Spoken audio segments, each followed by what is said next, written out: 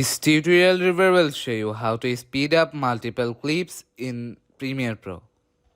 As we can see here, I added 4 different clips. Here is no way to speed up multiple clips at the same time.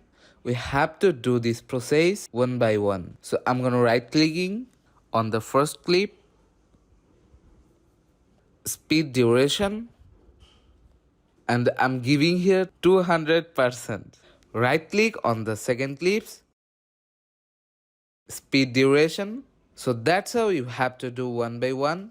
Right click on the blank space, ripple delete to delete the space. So that's how we can speed up multiple clips in Premiere Pro.